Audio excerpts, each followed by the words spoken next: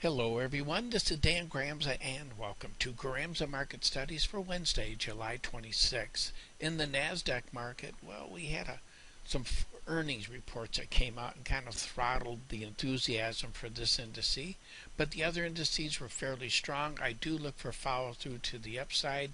We still have more earnings to come out. People are anticipating what the Fed's going to do, which I don't think is very much.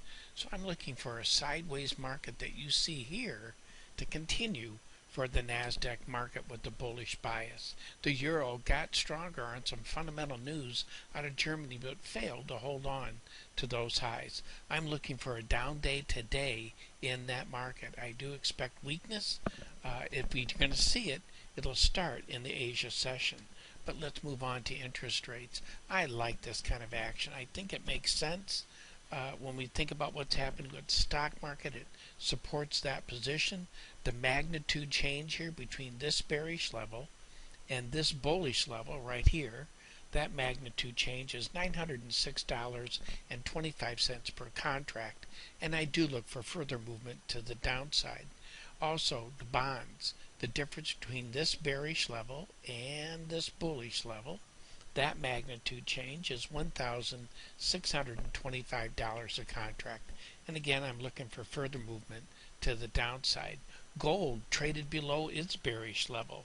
The magnitude change here between the bullish and bearish levels in that market is $3,200 a contract, and I do look for further weakness in the gold market.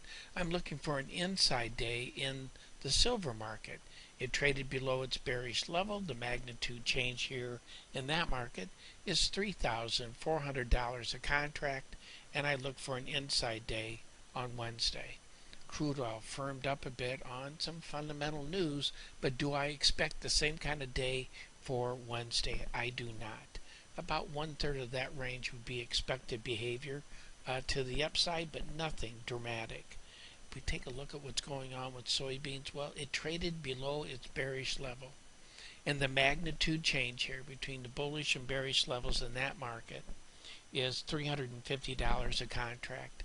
I do look for continued movement to the downside in that market. And for corn also, inside the slightly lower type day for Wednesday. Well, that concludes today's market studies. Thank you for being with me. Look forward to being with you again tomorrow. And as always, take care.